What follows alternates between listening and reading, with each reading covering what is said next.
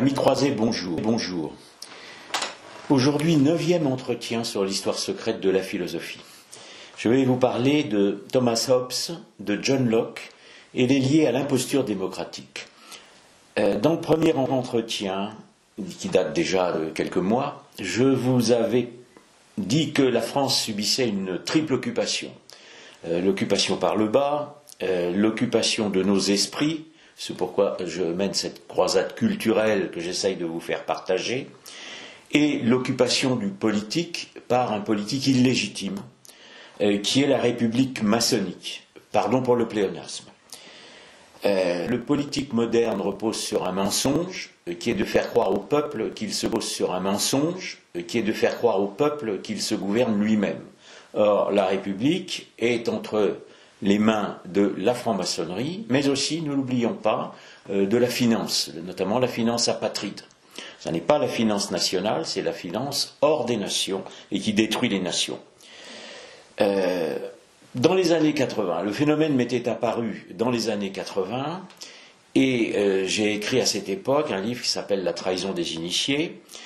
Et à l'époque, il m'est apparu évidemment que les élections étaient truquées, si on peut s'exprimer ainsi, mais à l'époque, c'était le peuple de France qui votait. Il était victime des politiques, il était victime des journalistes, et des chanteurs, et de tout le monde médiatique, mais c'est lui qui votait. La prochaine élection, dans un an à peu près, va être une pochade, n'est-ce pas, une sinistre pochade. Et le président sera élu grâce à l'appui des médias et des forces occultes, mais il ne sera plus élu par des vrais Français, comme en 1981. C'était des Français par le sang, c'était des Français de souche. Il sera élu par des Français de papier, c'est-à-dire des gens, des étrangers auxquels la République a donné des papiers et qui vont voter à la place des Français. Je dis donc très clairement que la République maçonnique a trahi le peuple de France. Et je voudrais insister sur la simultanéité des décisions qui avaient été prises à l'époque, de deux décisions importantes, celle sur l'avortement qui a fait aujourd'hui 9 millions de victimes en France. Ce sont des enfants qui ont été sacrifiés. Et à la même époque, il a été décidé du principe d'une immigration massive pour les remplacer, remplacer les enfants sacrifiés par des étrangers, et cette immigration doit représenter environ aujourd'hui, parce qu'on n'a pas le droit aux chiffres, 25 millions de personnes qui occupent notre territoire sur notre nation. Quand j'ai écrit La trahison des initiés, j'avais annoncé tout cela, mais je n'ai rien inventé parce que c'était des décisions maçonniques, donc il était normal que 20 ou 25 ans après, nous en soyons là où nous en sommes. Je voudrais juste rappeler ce premier livre que j'avais écrit, qui s'appelle La trahison des initiés, et le sous-titre c'est La franc-maçonnerie, du combat politique à la guerre de religion, car c'est bien ça qui nous intéresse évidemment, c'est la guerre de religion.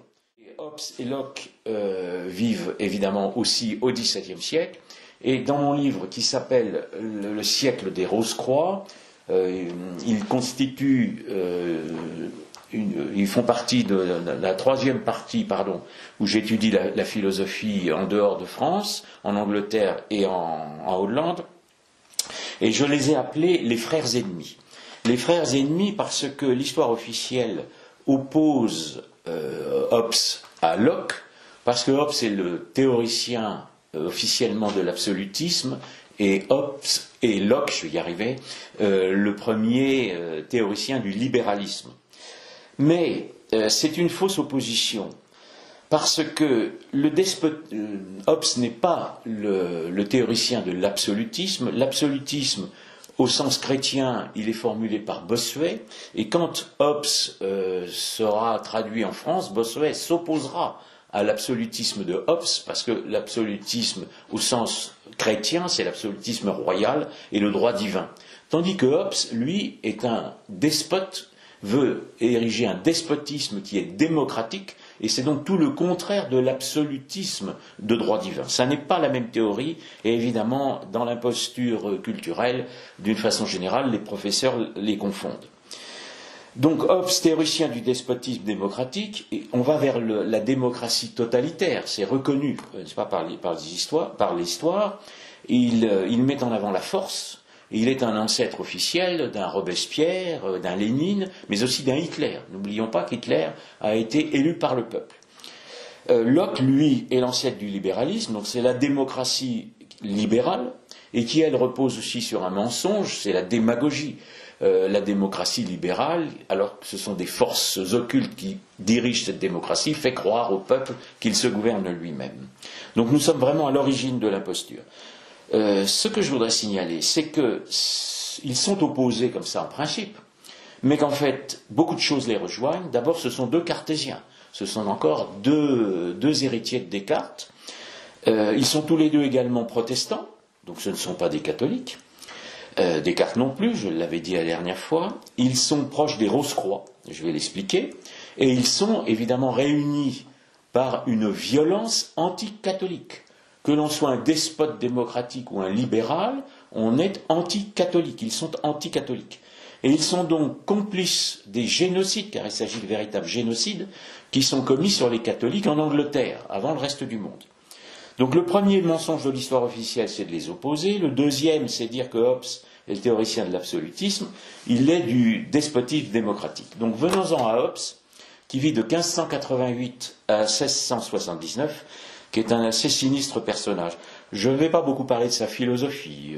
Sur le plan philosophique, il est matérialiste, mais en fait c'est un matérialisme un peu invraisemblable, puisque tout repose pour lui sur le sensualisme, et sur le mécanisme, c'est-à-dire qu'il va jusqu'à penser que l'homme a une perception mécanique des choses, n'est-ce pas? On est dans les illusions scientifiques. Il étudie à Oxford, qui est l'antre kabbalistique depuis très longtemps,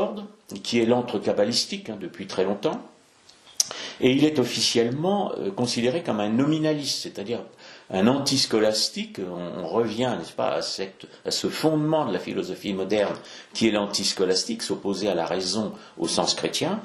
Donc il est un nominaliste. Pendant sa jeunesse, il aide Francis Bacon, qui est un Rose-Croix officiel et qui est chancelier d'Angleterre, dont j'ai parlé déjà la dernière fois. Et il aide Francis Bacon à rédiger ses ouvrages. Donc il est déjà très proche des Rose-Croix. Et il est l'héritier en philosophie de Francis Bacon, qui est le premier matérialiste pseudo-scientifique, mais aussi d'un alchimiste Rose-Croix, qui est Robert Floyd. Donc il s'inscrit, vraiment, Tom s'inscrit dans le complot Rose-Croix. D'ailleurs, il va aller rencontrer Galilée, qui en fait partie, et il va également rencontrer une fois Descartes, et j'ai déjà, je crois, évoqué cet épisode, mais je le rappelle à chaque fois. Ils ne se sont jamais vus, mais ils se tombent dans les bras, et Descartes appelle Hobbes, n'est-ce pas, son ami éternel. C'est évidemment une amitié secrète, une amitié initiatique. Or, je dis que Hobbes est un assez sinistre philosophe parce que son œuvre va permettre de justifier les crimes de Cromwell. Vous savez que Cromwell prend le pouvoir avec la révolution de 1648, 48, date qui est d'ailleurs celle de la Fronde en France. C'est pas un hasard si dans tous les pays simultanément il y a des attaques contre le pouvoir royal. Cromwell va renverser les Stuarts, qui sont soutenus par Rome, évidemment, donc ça n'est pas un hasard. Et Cromwell, lui, est un puritain, il est un calviniste, et il va devenir, après la révolution de 1648, le protecteur, on l'appelle le protecteur, de la République. C'est la première révolution républicaine qui était voulue et appelée par les Rose-Croix pour détruire le catholicisme. Et il est donc à la tête de la République. La République, c'est le premier Commonwealth, n'est-ce pas, en anglais, qui devrait en principe représenter le bien de tous, mais Cromwell, lui, est un tyran à la tête de la République, un despote, donc évidemment, et il fait décapiter Charles Ier Stuart, c'est le premier roi qui est décapité. C'est un exemple qui, évidemment, va être suivi.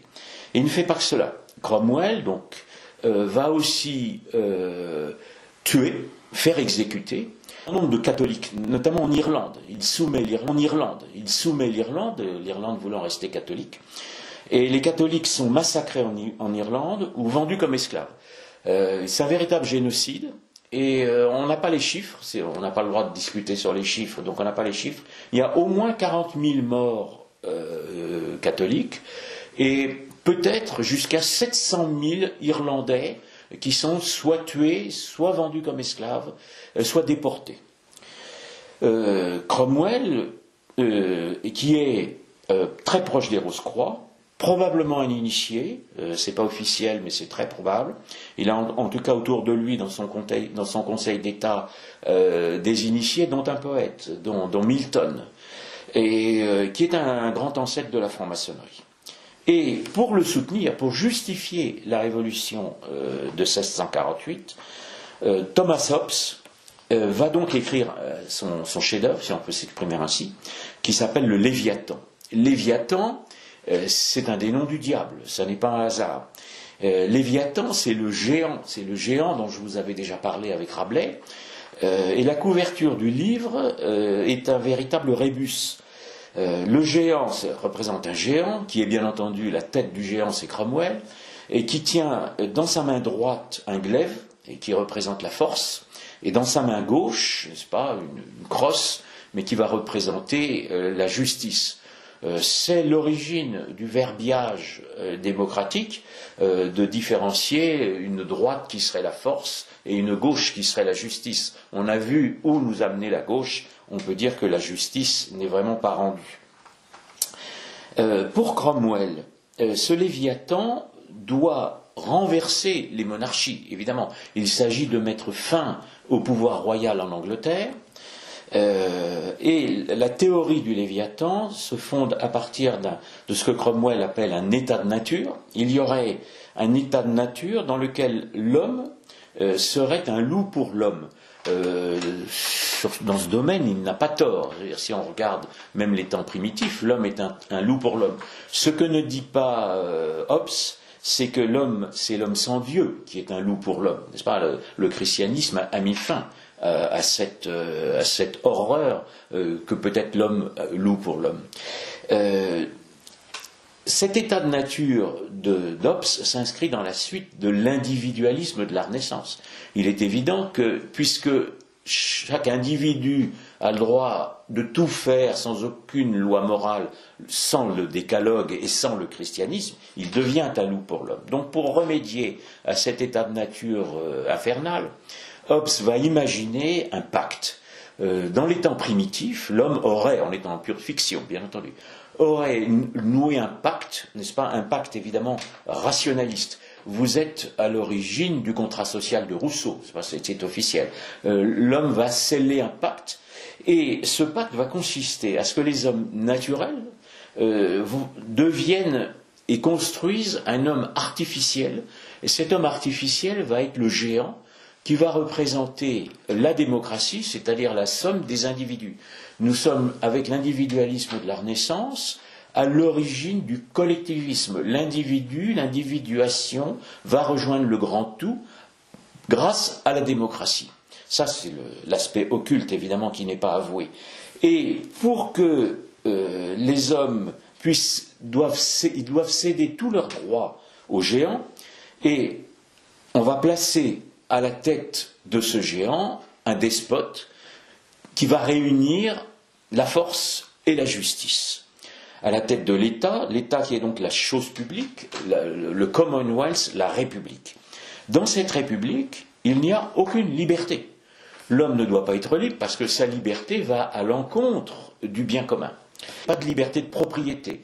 Hobbes est un adversaire de la propriété privée et il demande déjà Hobbes est un adversaire de la propriété privée et il demande déjà la collectivisation de la propriété, ce que feront les socialistes, Hobbes vivant, n'est-ce pas, juste avant Spinoza, qui est le ancêtre du socialisme et qui va évidemment lui aussi, à partir de cet état de nature, envisager une collectivisation de la société, de la propriété.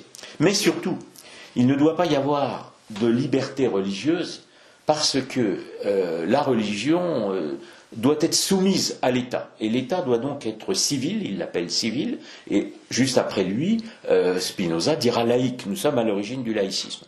Évidemment, cet État civil a un seul but à l'époque, c'est de lutter contre le catholicisme. Les Stuarts, n'est-ce pas, représentant le camp catholique en Angleterre, il fallait évincer le catholicisme par le sang de ce que fait. Hobbes lui-même est un adepte de Lucifer. Il est proche des Rose-Croix, adepte de Lucifer, son Léviathan est un nom du diable, et il précise dans le Léviathan que l'on doit purifier le sang. Purifier le sang, c'est un terme sacrificiel. On revient au sacrificiel cosmique, n'est-ce pas, au sacrificiel des cultes du cosmos. Et évidemment, c'est d'une actualité révolutionnaire. Ce sera la purification, ce sera le sang impur, n'est-ce pas, qui doit abreuver le sillon de la terre-mère, etc. Tagada de son sang. Bon. Quand Cromwell meurt, les Stuarts vont être restaurés, ils vont avoir une restauration des Stuarts sur le trône d'Angleterre, et c'est Charles II Stuart, 1660, Charles II, restauration des Stuarts, qui est effectuée par un initié écossais qui est le général Monk, et qui est un ancêtre des initiés écossais qu'on connaîtra après dans les loges maçonniques. En fait, Charles II est un Stuart, mais il n'est pas catholique. Et Louis XIV va chercher à lui d'acheter, en fait, ça va dépenser de l'argent en vin. Il avait été son élève. Dont Hobbes va finir ses jours, tranquillement. Ils n'ont pas condamné, et il va s'adonner à la science des initiés, qui est la géométrie. Géométrie avec un grand G, et que l'on va retrouver évidemment dans Spinoza, dans Descartes, et plus tard dans les constitutions maçonniques.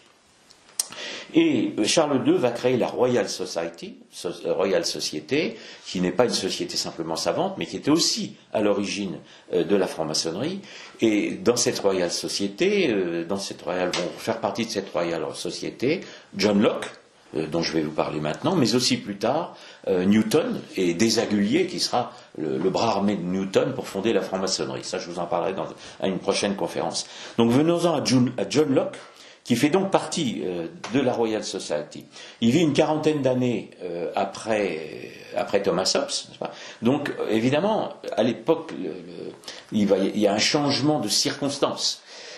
John Locke ne doit pas cependant être opposé. Alors, il vit de 1632 à 1704. Il est puritain, lui aussi fait partie du parti puritain, lui aussi passe par Oxford, lui aussi est nominaliste. Il se rattache au nominalisme d'Occam, qui avait été l'inspirateur de Luther, donc on est dans la filiation de la révolution luthérienne et protestante. Et à Oxford, il a aussi, non seulement est initié à la philosophie, mais également à la médecine. Mais c'est la médecine ésotérique qu'il connaît à travers un autre des fondateurs de la Royal Society, ou tout au moins d'un collège Rose-Croix qui est à l'origine de la Royal Society, et qui est Boyle. La Royal Society est précédée par un collège initiatique qui est fondé par Ashmole, qui est un Rose-Croix écossais, et par écossais, disons initié écossais, bien qu'il soit en Angleterre, et Boyle qui est également un financier. Donc on est vraiment dans l'histoire secrète. John Locke doit être considéré comme philosophe dans le cadre de l'histoire secrète. Dans sa jeunesse, avant d'être libéral, il est favorable à Cromwell. Donc en fait, le libéralisme de Hobbes ne va pas véritablement s'opposer au despotisme démocratique, parce que de toute façon, le but est le même, c'est l'anticatholicisme. Alors, John Locke, évidemment, est jeune encore quand Charles II est sur le trône, donc il se rallie aux Stuarts. Mais il va les trahir. Il va les trahir quand Jacques II va devenir roi en 1685, et parce que Jacques II, lui, est catholique. C'est un vrai catholique, il s'est converti au catholicisme. D'ailleurs, il va régner très peu de temps, puisqu'il sera immédiatement renversé par la révolution, la fameuse révolution, n'est-ce pas, de 1688, qui est la révolution libérale, et qui va faire monter sur le trône d'Angleterre Guillaume d'Orange, n'est-ce pas, qui est à demi Stuart, mais qui est surtout un Orange, qui est un Hollandais. Donc c'est un étranger qui monte sur le trône d'Angleterre, et c'est à la suite d'un complot qui est fomenté à partir d'Amsterdam, qui est évidemment montée par les Rose-Croix, mais qui a aussi des aspects financiers. Et des banquiers d'Amsterdam participent à la révolution libérale de 1688. Et parmi ces banquiers, il y a des banquiers juifs. Hein, bon. Alors, dans tout ce que je dis, évidemment, il faut se rappeler que les Juifs avaient été expulsés d'Angleterre et qu'ils sont justement revenus en Angleterre grâce à Cromwell. Donc il y a une connexion entre les banquiers de Londres et entre les banquiers d'Amsterdam pour faire monter sur le trône d'Angleterre un protestant qui puisse évincer le roi catholique. Je n'invente jamais rien dans mes livres. Alors, dans ce livre qui s'appelle Le siècle des Rose-Croix, donc je vous ai peut-être présenté tout à l'heure, j'ai cité notamment un historien, c'est Will Durant, n'est-ce pas, c'est le tome 24 de son immense d'ailleurs histoire de la civilisation, et qui écrit en 1688, alors que le Stadt-Houter Guillaume III préparait son expédition en vue de s'emparer de la couronne d'Angleterre, Isaac Suassod lui prête, dit-on, 2 millions de florins sans intérêt. Alors évidemment, c'était un risque financier, mais il a rapporté gros. Financière et anticatholique, va la justifier par ses œuvres, de même que Cromwell avait justifié, n'est-ce pas, le renversement des premiers Stuarts. Locke était déjà en Hollande avant cette révolution. Il y était parti parce qu'il était au service du comte de Shaftesbury, qui est le grand-père du philosophe déiste, et qui préparait un coup d'État pour déjà renverser Jacques II. Et il était en Hollande. Quand John Locke est en Hollande, il est formé dans une secte qui s'appelle les Remontrants. Et les Remontrants, ce sont des Rose-Croix, et ce sont aussi des Arminiens qui sont des ennemis acharnés du Christ, et que l'on retrouvera aussi dans la fondation de la franc-maçonnerie spéculative en 1717. Et John Locke rentre en Angleterre sur le bateau de Guillaume d'Orange. Donc il était extrêmement proche de ceux qui sont à l'origine du complot, qui renversent le roi légitime d'Angleterre. Et il va justifier cette révolution, alors qui est dite glorieuse, n'est-ce pas, par l'histoire officielle. Vous savez qu'il y a une déclaration des droits, n'est-ce pas, qui précède de 100 ans la fameuse déclaration des droits de l'homme. Et cette déclaration des droits va permettre l'exercice en Angleterre de toutes les religions, sauf une, évidemment, le catholicisme. Et les catholiques en Angleterre vont être spoliés de leurs biens, comme en Hollande, et Locke va être un collabo, parce qu'il n'y a pas d'autre mot, du pouvoir protestant, et il va devenir commissaire royal du commerce et des colonies. Les colonies, c'est le trafic d'esclaves. Vous voyez que les philosophes sont déjà impliqués dans le trafic d'esclaves avant les philosophes des Lumières du XVIIIe siècle. Nous sommes évidemment avec des philosophes qui sont à l'origine des droits de l'homme, sans autre commentaire. Pour justifier cette révolution et le libéralisme qui est donc lié au calvinisme, donc à l'anticatholicisme, Locke va écrire en 1689 un célèbre essai qui est l'essai sur la tolérance, n'est-ce pas ? Ça va être le même ordre que la tolérance pour Erasme ou plus tard pour Voltaire, c'est tolérance sauf à l'égard du catholicisme. Puis en 1690, 2 essais, l'essai sur l'entendement humain. Alors je vais peu en parler. Il est très important parce qu'il précède toute la psychologie que l'on appelle analytique. On est à l'origine de la psychanalyse ou autre imposture, et qu'il est fondé sur le sensualisme. C'est encore une forme du fameux sensualisme, n'est-ce pas, qui est faire évidemment table rase de toute la scolastique. Mais l'essai le plus important dont je vais vous parler, c'est toujours 1690, c'est l'essai sur le gouvernement civil. On reprend le terme, donc Locke ne s'oppose pas à Hobbes. Hobbes avait appelé à un État civil, c'est-à-dire un État qui ne soit plus chrétien, et Locke reprend cette notion d'État civil, donc calviniste et anticatholique. Lui va fonder cet État civil, son politique libérale, lui aussi sur l'état de nature, toujours un état de nature fictif. Alors il est très différent de celui de Thomas Hobbes, parce que pour lui, dans l'état de nature, l'homme est libre et égal. Donc on est là aussi à l'origine, évidemment, du mythe, n'est-ce pas, de l'égalité naturelle et de la liberté naturelle. Et à partir, dans cet état idyllique, les hommes auraient contracté un contrat originel, grâce à la raison, évidemment. Mais pour Locke, n'est-ce pas, cette raison permet de justifier non plus la collectivisation des biens comme Hobbes, parce que ça n'arrange pas les financiers d'Amsterdam et de Londres, mais au contraire la propriété privée. Voilà, nous sommes à la base du libéralisme. Vous savez que les propriétés avaient été, très souvent, c'était des monastères, n'est-ce pas, qui avaient été spoliés un siècle auparavant à cause d'Henri VIII. Donc évidemment, les propriétés, il ne faudrait pas les collectiviser non plus. Donc lui, il défend la propriété privée. Donc ça le sépare, évidemment. Alors c'est sur un état de nature fictif, donc tout ça ne tient pas debout. Et le socialisme aura beau jeu de dénoncer cet état de nature fictif, évidemment. Mais ce qui les rejoint, ce qui fait encore se rejoindre Hobbes et Locke, c'est que Locke est également contre l'absolutisme de droit divin. Lui, Locke veut absolument libérer l'Angleterre de toute monarchie de droit divin, et il va donc fonder le politique non plus sur la religion, mais sur la réunion, le consentement de ces individus, donc on est toujours dans l'individualisme de la Renaissance, qui vont se réunir dans le grand tout, qui va être encore une fois la démocratie. Donc nous passons toujours de cet individualisme de la Renaissance, donc la source de Locke est toujours, comme celle de Hobbes, l'individualisme de la Renaissance et le rationalisme cartésien, pour fonder une démocratie.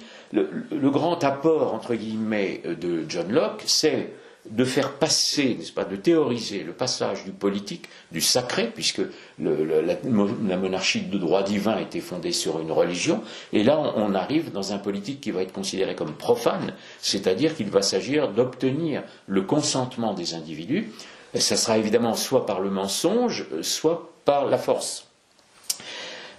Entend soumettre le monarque, donc il va prôner une suprématie du législatif. Il y a déjà une séparation, n'est-ce pas, des pouvoirs, ce que l'on retrouvera après dans Montesquieu, et il va prôner une démocratie parlementaire. Mais cette démocratie doit être conforme à l'état de nature, donc doit absolument exclure tout aspect religieux, n'est-ce pas? Donc c'est évidemment pour éliminer le catholicisme. Ce que je voudrais rappeler ici à ceux qui s'illusionnent sur le politique contemporain, c'est que le libéralisme, c'est-à-dire le pouvoir de l'argent, est la première gauche, n'est-ce pas? Ça n'est pas à droite. Et qu'elle va enfanter le socialisme, puis le communisme, qui sera un deuxième, troisième gauche, puis le gauchisme. Et que toutes sont réunies dans le mondialisme contemporain. Au XVIIIe siècle, Locke va être un des penseurs les plus influents sur l'encyclopédie, sur Montesquieu, mais pas uniquement. Là encore, je vais citer un historien qui est un grand historien qui est connu, qui est André Mauroy, qui écrit dans son Histoire d'Angleterre, de Locke allait sortir le contrat social de Rousseau, la Déclaration des droits de l'homme et du citoyen et la Déclaration d'indépendance américaine. Donc Locke va avoir une influence considérable sur le XVIIIe siècle, qui aboutit toujours à la Révolution de 1789, révolution anticatholique, antichrétienne. Et aujourd'hui, nous vivons non plus sous une monarchie absolue de droit divin, n'est-ce pas, qui devait assurer le bien commun de l'humanité, mais nous sommes soumis par une démocratie absolue de droit humain. Et quand j'entends de droit humain, c'est l'humanisme, n'est-ce pas, contre Dieu, l'humanisme de la Renaissance, donc l'humanisme contre Dieu, droit de l'homme contre Dieu, donc droit de l'homme diabolique. Le monde moderne a été déchristianisé au nom des droits de l'homme, donc il est diabolique. C'est pour ça que nous devons continuer de résister, n'est-ce pas, cette résistance culturelle, mener cette croisade, et je conclurai de la même façon que les autres entretiens, n'est-ce pas, de vous rappeler à tous, nous sommes des croisés. Je vous remercie.